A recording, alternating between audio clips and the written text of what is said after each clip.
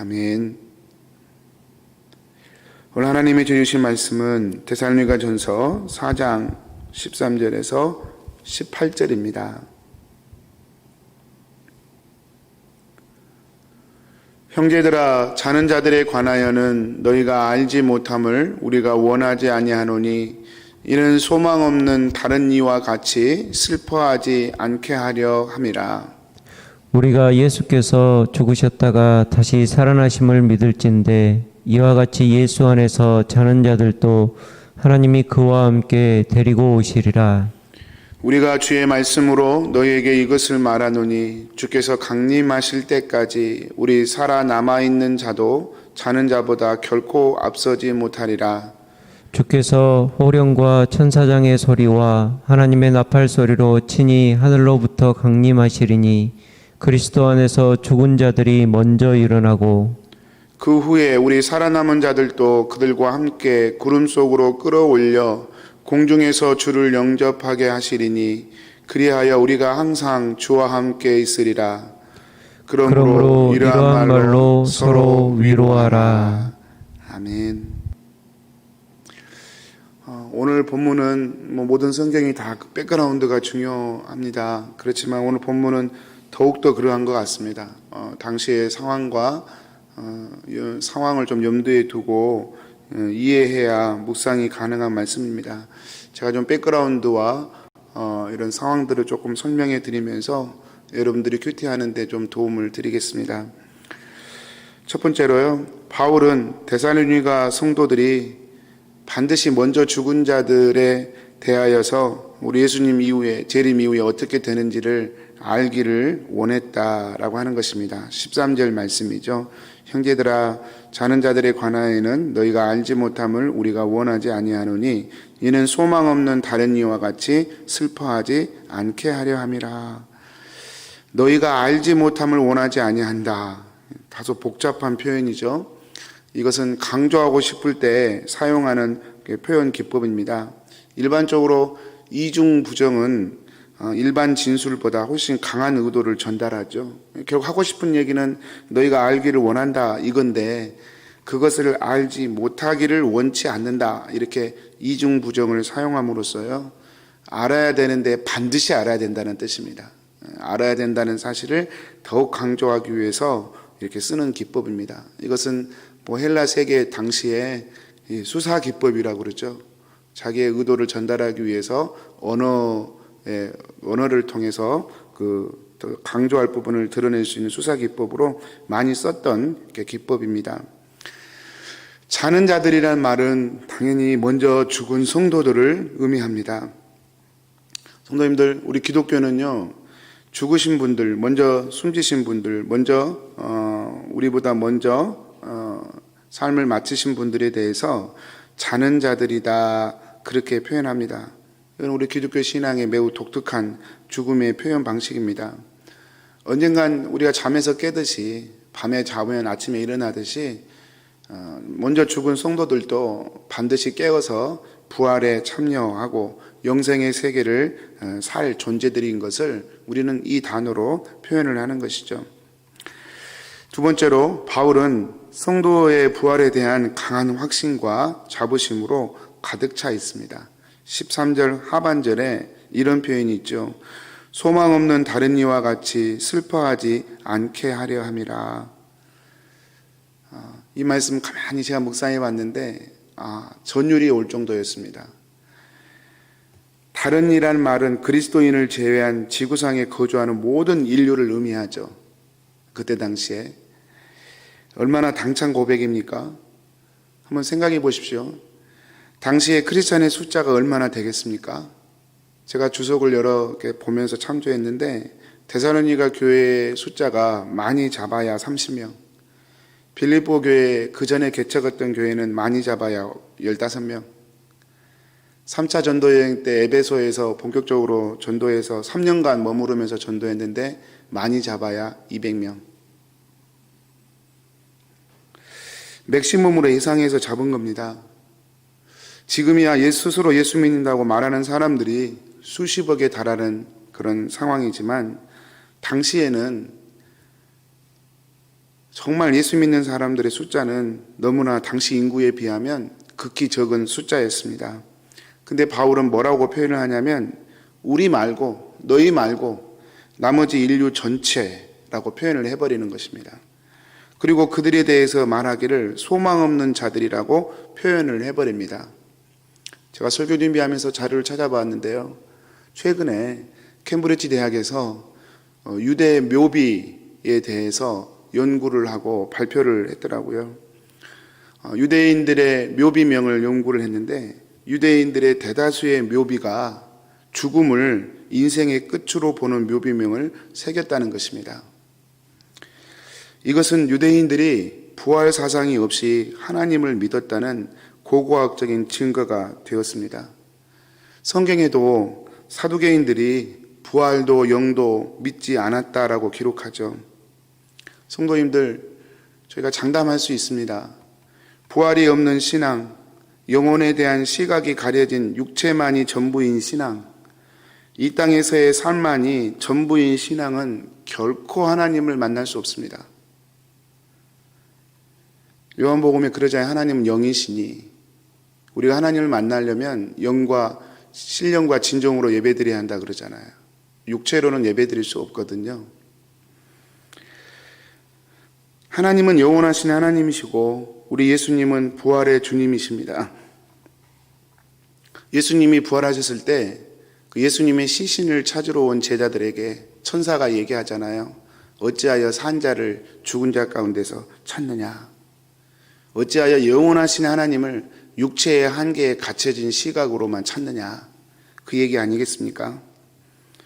보라의 영원히 살아계신 주님을 육체의 생명의 한계에 갇힌 분으로 생각하고 찾는다면 그건 찾을 수 없는 일입니다. 마치 캐나다에 살아가는 우리를 한국에서 찾는 것과 같은 이치일 것입니다. 영원하신 하나님을 만나기 위해서 우리의 시선이 영혼으로 열릴 때에만 우리는 하나님을 만날 수 있을 것입니다. 대부분의 사람들이 죽음이 끝이라고 생각합니다. 죽으면 다 끝나는 거지.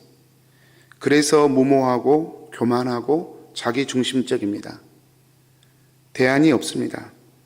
그러나 우리는 믿음의 눈을 열어 볼 수 있어야 하고 확신해야 합니다. 이 땅에서의 삶이 끝나는 날 우리는 이방인, 이 땅은 먼지처럼 느껴질 정도의 영원의 삶으로 들어가게 될 것입니다. 히브리서 9장 27절에 사람이 한 번 죽는 것은 정해진 것이고 그 후에는 심판이 있을 거라 말씀하죠. 사랑하는 성도님들, 영혼에 대한 확신이 있으십니까? 대안이 있으십니까? 성경이 말씀하는 정말 중요한 영역입니다. 우리가 신앙을 갖는다는 건 이 대안을 갖고 있다는 것을 뜻합니다. 그 대안이 무엇입니까? 온 마음과 뜻을 다하여 우리 예수님을 주와 그리스도로 믿고 따라가는 것입니다. 영혼의 눈이 닫힌 이런 세상 사람들의 삶에 대해서 바울은 그 숫자가 얼마나 되든 그게 몇 억이 되든 몇십억이 되든 그들은 소망 없는 자라고 선언해 버립니다. 사후의 세계를 생각하는 일부의 사람들도 그때 당시도 있었고 지금도 물론 있습니다. 그때 당시에 플라톤 철학이라고 하는 것이 사후 세계를 염두에 둔 철학이죠. 그게 이데아 사상 아니겠습니까? 사람들은 이 땅에서 살다가 이 땅의 본질이 아니고 진짜 이데아 사상에 들어가게 될 텐데 그것을 더 깊이 사모하기 위하여 알기 위하여 철학을 했던 것이죠. 그래서 플라톤 철학에 의하자면 이데아 세상에 들어갈 수 있는 사람의 종류는 철학하는 사람, 지식을 쌓는 사람입니다. 나머지는 못 들어가요. 그래서 그들이 철학을 사랑했던 것이고 지식을 사랑했던 것이죠. 사랑한 정도가 아니라 숭배를 했죠. 지식을 숭배하고 철학을 숭배했죠. 그러나 바울은 그들 역시 소망 없는 자라고 지금 말하고 있는 것입니다. 헛된 사상에서 비롯된 헛된 허망한 것이기 때문에 그렇습니다. 사도행전에 보면 바울이 그리스 아테네에서 굉장히 분노합니다. 뭐 때문에 분노하냐면 아테네에 자기들이 믿는 철학에서 빚어진 신의 상상물들이 쭉 새겨져 있고 거기에 제단들이 만들어져 있는데 그 한쪽에 알지 못하는 신에게 알지 못하는 신에게. 이것은 그리스인들의 신관입니다. 최선을 다하여 신을 찾아서 자기들이 섬기겠지만 혹시라도 빠진 신들이 있을 거라는 거예요. 안심이 안 돼요. 그래서 나머지, ETC죠, 영어로. 나머지, 기타 등등. 그래서 알지 못하는 신에게 제단을 만들어 놓고 섬기는 거예요. 불안하기 때문에. 바울이 분노했다 그럽니다. 그게 철학의 끝이니까. 그래서 허망한 것입니다. 그래서 바울은 플라톤 철학에 의거한, 헬라 철학에 근거한 사후 세계 역시 허망하다, 허망하다 이렇게 선언해 버리는 것입니다. 저는 말씀 묵상하면서 바울의 당당함을 느낄 수 있었습니다. 겨우 수십 명의 데살로니가 교인들에게 당신들 말고 나머지 모든 인류 이렇게 대비를 시킵니다. 그리고 그 나머지 모든 인류는 소망 없는 자라고 선언을 해버리는 것입니다. 바울의 이 기독교적 확신, 기독교 진리에 대한 확신이 얼마나 강력했는지 이 한마디에 전 충분히 들여다볼 수 있었습니다. 사랑하는 성도님들, 이것이 우리 크리스찬의 믿음의 범위이고 당당함입니다. 우리는 오늘도 세상에 굴복하지 않습니다. 세상에 소망을 두지 않습니다. 세상은 우리가 복음으로 점령하고 변화시켜야 할 사역의 대상이지 우리가 그 속에 안겨서 그 세상이 주는 거짓 평안과 안정감을 구하는 자들이 아닙니다. 바울은 부활신앙에 대한 분명한 확신이 있었습니다. 세 번째로 바울은 모든 진리를 예수님의 말씀으로부터 찾았습니다. 오늘 말씀 18절이죠. 오늘 말씀 18절과 18절에 그러므로 이러한 말로 서로 위로하라. 데살로니가 교인들은 죽은 자에 대해서 슬퍼했던 것 같습니다. 아까 13절에도 슬퍼하지 않게 하려 함이라. 18절에도 위로하라 그래요. 왜 죽은 자들에 대해서 이렇게 데살로니가 교인들이 슬퍼했을까? 굉장히 학자들의 성경 해석학자들에게 궁금한 점입니다. 근데 잘 몰라요. 왜 그렇게 슬퍼했는지는 잘 솔직히 모릅니다. 근데 그 중에 가장 설득력 있는 해석이 뭐냐면 예수님이 재림을 하게 되면 살아서 예수님의 재림을 경험할 자신들보다 먼저 죽은 성도들이 상당한 불이익을 당할 것이다. 그 불이익이 뭔지도 몰라요. 사실은 자료가 전혀 없습니다.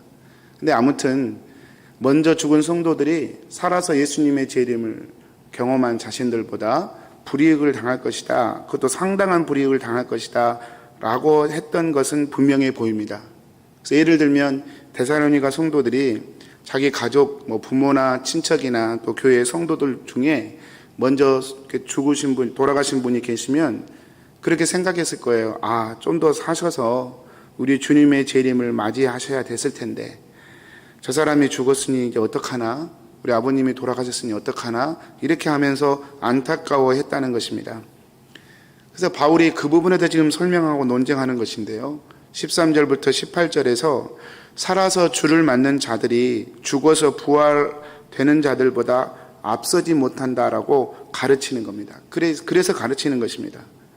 그들의 슬픔과 우려와는 달리 우리 예수님이 재림하실 때 죽은 자들의 부활이 먼저 이루어지고 그들은 살아서 주를 맞는 자들에 비해 시간적으로나 그 구원에 참여하는 그 기쁨에 대해서 결코 불이익이 없을 것이라고 지금 논증해지고 있는 것입니다. 14절에 우리가 예수에 죽었다가 다시 사심을 믿을진데 이와 같이 예수 안에서 사는 자들도 하나님이 저와 함께 데리고 오시리라. 전혀 불이익이 없이 오히려 더 죽은 자들에겐 소망이 있다. 그렇게 얘기해 줍니다. 저는 개인적으로 14절 말씀을 묵상하면서 한 가지 좀 정리해 볼 수 있었습니다. 제 스스로. 예수님이 재림 이후에 성도의 완전한 부활의 모습에서 저는 요한복음 말씀 통해서 이 땅에서의 가족 개념이 유지될 수 있을까라고 하는 그런 혼란이 좀 제 안에 있었습니다. 그리고 또 우리 학자들 사이에 논란이 현실도 지금도 있고요. 예수님이 천국은 시집도 가지 않고 장가도 가지 않는 곳이다라고 설명해 주셨죠. 그래서 뭐 7명을 남편으로 둔 그 여자 이야기 있지 않습니까? 도대체 천국에 가면 누구가 남편입니까? 그렇게 물었을 때 예수님이 대답하셨죠. 그래서 과연 천국에서 이 땅에서 육체적 그 가족의 개념이 유지될 수 있을까? 있다 없다 논란이 있었는데 오늘 저는 이 말씀을 통해서 조금 정리해 볼 수 있었습니다. 오늘 말씀은 약간 그 예수님의 말씀과는 결이 다른 것처럼 보여지는 말씀이죠. 그렇게 먼저 죽어서 안타까움을 가졌던 그 친척이나 부모나 성도들이 주님 재림하실 때 하나님께서 부활을 맞이하는 성도들에게 데리고 오실 거라는 겁니다. 그러니까 알아본다는 거죠, 분명히. 내 아버님이구나, 어머님이구나, 알아본다는 거죠. 좀 더 분명히 정리가 됩니다. 그래서 이 땅에서의 부모나 친척, 성도의 관계가 사후 천국에서도 유지된다는 사실을 분명하게 좀 정리해 볼 수 있습니다. 그러나 천국에서 또한 예수님께서 시집도 장가도 안 간다는 예수님의 말씀 역시 가족관계가 유지됨에도 불구하고 천국에서는 그 가족관계를 뛰어넘는 하나님의 가족으로서의 기쁨이 더 훨씬 클 것이고 완전할 것임을 또 말씀하는 것으로 이렇게 제가 좀 정리가 됩니다. 그래서 정말 우리가 그날을 더 사모하게 되고 그렇습니다. 바울은 죽은 자에 대해 이 모든 사실을 그런데 어떻게 알았을까? 바울은 도대체 이 놀라운 신비를 어떻게 알았을까? 15절 말씀입니다. 우리가 주의 말씀으로 너희에게 이것을 말하노니. 어떻게 알았냐면 우리가 주의 말씀으로. 바울은 어떻게 이걸 알았냐면 말씀으로 알았습니다. 이 부분에 대한 논쟁도 성경 해석자들 가운데 있습니다. 바울이 어떻게 이런 것들을 알았는가? 그러나 복음주의 계열의 성경 해석학자들은 이 말 그대로 예수님께서 성경에 기록된 예수님의 말씀 또는 역사적인 예수님이 하신 말씀을 토대로 바울은 말씀을 통해서 알았을 것이다. 물론 기도를 통해서 확증받고 했겠지만 그 토대는 말씀이었을 것이다. 오늘 15절에서 말씀하는 것처럼. 성도님들, 이게 저는 굉장히 중요하다고 생각합니다. 왜냐하면 기도하고 뭘 받았다는 사람들이 너무 많거든요. 근데 말씀하고 너무 동떨어져 있을 때가 너무 많거든요. 만약에 바울이 우리 예수님의 말씀에 근거하지 않고 내가 기도해서 받았다, 내가 봤다 이렇게 한다면 그의 말조차도 성경에 기록될 수가 없었을 것입니다. 데살로니가서 5장 2절에 보면 이 재림에 대한 사도 바울의 표현이 예수님이 성경에 나온 예수님의 말씀과 매우 흡사함을 볼 수 있습니다. 주의 날이 밤에 도둑같이 이를 줄을 너희 자신이 자세히 알기 때문이라. 이 표현은 마태복음 24장 43절 너희도 아는 바니 만일 집주인이 도둑이 어느 시간에 올 줄을 알았더라면 깨어있어 그 집을 뚫지 못하게 하였으리라. 예수님이 하신 말씀이에요. 예수님의 말씀에 기반을 두고 바울은 재림에 대한 상황을 연구하고 깨닫고 기도하고 깨닫고 확신했던 것입니다. 이러한 재림이 예수님의 재림이 종말이 도둑같이 온다는 이런 표현은 유대인들의 어떤 문헌이나 또는 헬라인들의 어떤 문헌이나 심지어는 구약에서도 이 언급은 전혀 없다고 합니다. 오직 예수님이 하신 표현이고요. 그 표현을 다시 바울이 더 하고 있는 것이죠. 고린도전서 9장 14절에 보면 비슷한 표현이 나오는데 복음을 전하는 자들이 마땅히 그 복음으로 인하여 생계를 유지해야 한다라는 말씀 역시 바울이 표현하기를 주께서도 이렇게 주께서도 주님이 그렇게 말씀하셨다 그렇게 얘기합니다. 고린도전서 7장 10절에도 남녀 간의 관계 또는 이혼의 문제 뭐 이런 걸 얘기하면서 그렇게 얘기합니다. 결혼한 자들에게 내가 명하노니 명하는 자는 내가 아니요 주시라. 그러니까 성경에 나온 예수님의 말씀 당연히 토대로 하고 또 바울이 그때 당시에 역사적 예수님이 하셨던 또 그 외의 말씀들을 충분히 참조하면서 바울은 진리에 대한 결론을 내렸다고 하는 증거들이 될 수 있습니다. 본문에서도 어떻게 죽은 자의 부활과 그들이 불이익을 당하지 않을 거라고 하는 오히려 그들이 신자들보다 먼저 주님의 부활에 참여할 것이라고 분명하게 말씀할 수 있는 근거가 뭐냐면 주의 말씀에. 사랑하는 성도님들, 우리가 신앙생활하면서 제일 경계해야 될 것이 있습니다. 내가 복음입니다. 내가 만든 복음, 내가 만든 신. 팀 켈러는 그래서 내가 만든 신이라는 책도 썼죠. 우리는 하나님을 말씀을 통해 알아야지, 하나님은 이런 분이실 거야, 내 상상력과 내 고집과 내 지식을 통해서 하나님을 만들어 놓고 믿을 수는 없습니다. 여러분, 우리의 신앙은 항상 말씀에서 나와야 합니다. 그리고 말씀을 통하여 진리를 확인해야 하고, 그 진리가 확인되었을 때 우리 안에 확신은 일어나는 것이죠. 천주교에서는 교황 무호소를 믿습니다. 교황은 틀리지 않는다. 우리는 말씀 무호성을 믿어야 할 줄로 믿습니다. 하나님의 말씀은 어긋나지 않는다. 하나님의 말씀은 어떤 경우에도 틀리지 않는다. 여러분, 오늘 또 우리가 큐티해야 할 이유입니다. 우리가 하나님을 제대로 믿기 위해서, 바로 믿기 위해서 우리는 말씀을 알아야 합니다. 말씀을 읽어야 합니다. 말씀 안에서 하나님을 찾아야 합니다. 그리고 순종해야 합니다. 오늘 하루도 이 말씀의 축복이 우리 사랑하는 성도님들 가운데 있기를 축복합니다. 기도하겠습니다. 사랑하는 하나님 아버지, 오늘 또 말씀 주셔서 감사합니다. 우리의 삶이 이 땅이 전부가 아니고 영원한 세계가 있음을, 우리가 그렇게 힘겹게 때론 벅차게 순간순간을 살아내지만 우리가 살아갔던 이 땅의 삶은 영원한 세계에 비하면 먼지와 같을 것임을, 그 영혼의 세계가 진짜 우리가 살아갈 세상임을 또 오늘 또 말씀을 통해 말씀해 주셔서 감사합니다. 하나님, 우리의 시선이 영혼으로 늘 열려지게 해주십시오. 영원하신 하나님을 영원하신 눈으로 바라볼 수 있도록 성령님 인도하여 주십시오. 그 영혼의 시선 안에서 오늘 하루를 소중하게, 귀하게, 믿음으로 살아낼 수 있도록 주님 축복해 주옵소서. 예수님의 이름으로 기도합니다. 아멘.